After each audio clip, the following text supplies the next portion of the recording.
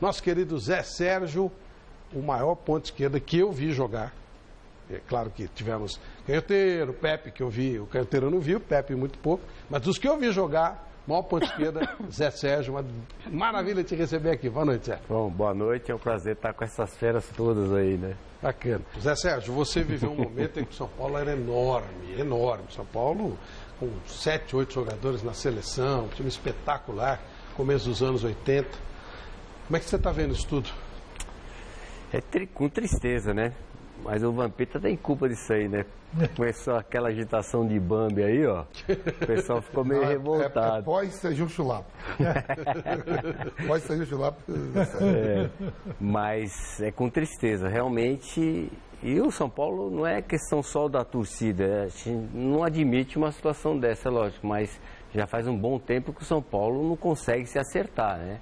É situação de treinador, é situação de jogador, é situação de diretoria. Então, enquanto não tiver um entrosamento ou voltar aos anos anteriores, que eu acho difícil, né? De uma organização, de uma equipe grande, como sempre foi o São Paulo, eu acho que vai ser difícil. Zé, o que você ia falar? Então, eu concordo com os dois aí. O último sucesso que o São Paulo teve foi com o Marcelo Portugal Gouveia, né? Foi tricampeão mundial. E foi na época que eu voltei para Cotia, né? Que eu voltei para São Paulo na base do São Paulo. E eu costumo falar que lá atrás, na minha época, o Corinthians tinha um dono, que era o do Alib. O Palmeiras, o Mustafa. Né? E o São Paulo não tinha dono. Tinha dono. Né? Ele era o cara que comandava ali o São Paulo. 2 anos. Exatamente. Se trabalhasse bem, seria reeleito por mais 2 anos e morreu. Não, e tinha uma situação forte e uma oposição forte. Exatamente. Né? E mudava isso constantemente. E continuava a mesma coisa. Aí veio o Juvenal, veio o dono do São Paulo. Né? Ele se fez dono do São Paulo, Juvenal. Eu trabalhei com ele, sei que é complexo. Inclusive fui vítima do Juvenal Juvencio, né? Ditador. Ele se sentiu humilhado e alguém tinha que pagar por isso, acabei pagando por o problema da Taça São Paulo. E aí veio o Carlos Miguel, voltou o Carlos Miguel Aidar, também se tornando dono do São Paulo, e deu essa papagaiada toda aí. Eu acredito que o Leco seja ele era vice do Marcelo Portugal Gouveia.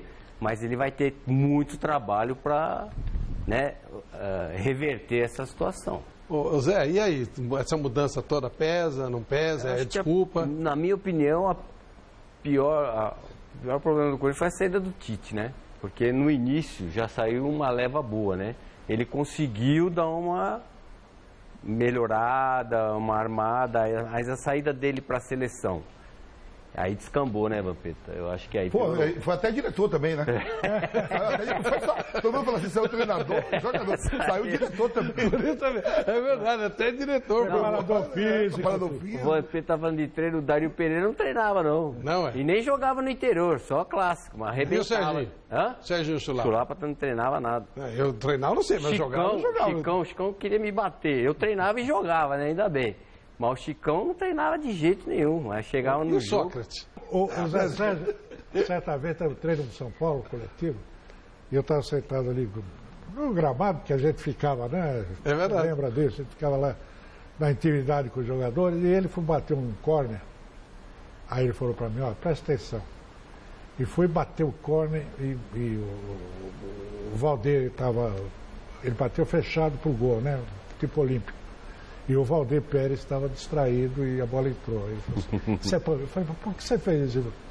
Isso aí é para deixar ele esperto, porque esse babão ele não treina, ele não faz, ele fica dormindo lá, viu? Ele não gostava de treinar, o Valdir? Não tinha nem treinador de goleiro, né? É verdade. Era o preparador físico, o treinador que dava o pó e que ficava dando chute para ele agarrar. É um sono do caramba, né? Vamos aos nossos vídeos? Ai, adoro. José Onilton, de Embu das Artes, São Paulo, ele fez uma pergunta para o Zé Sérgio. Deixa eu ver. Boa noite, pessoal do Mesa Redonda. Aqui é o José Onilton de Embu das Artes, santista de Embu das Artes. Gostaria de fazer uma pergunta para o Zé Sérgio. José, você acha que a decadência do futebol brasileiro tem muito a ver com o sumiço de pontas para nem você, o Éder, o Papinha, João Paulo. Desculpa eu falar só desses três, que eu sei que tem muita gente aí, mas esses três foi o que me marcou na minha época, né? Desde quando eu comecei a ser santista, né? E praticamente os três, provavelmente se conhece, que é mais ou menos da mesma época, né? E os três que marcaram, e por coincidência os três jogaram no Santos. Eu gostaria que você me respondesse essa, Zé. Acho que foi o começo, né? Porque os pontas eram a alegria do futebol, né? Eu lembro bem que eu vi o Edu jogando pela ponta esquerda, o Paulo César. Eu realmente me incentivava a jogar pelas pontas. Aí foram tirando, primeiro tiraram um... Teu primo Rivelino, que jogou pelo lado na Copa com a seleção. Né? Exatamente. Como tiraram um ponta, depois acabaram tirando os dois mas pontos. quem acabou com ponta? É verdade mesmo aquele negócio que o Jô Soares, quando tinha... Bota a ponta, Tele. É verdade. Foi o Tele que começou. Tele começou a tirar, e tirou um. Peraí, não foi o Tele. O negócio começou com o Zagallo. Zagallo. O Jô já cantava, bota a ponta, Tele. Mas era só o lado direito ali que ele fazia. Porque ele fazia revezar ali, sabe quem? Cerezo, Falcão, Sócrates e Zico. Mas olha, o Zico tem uma leitura e que merece ser respeitada.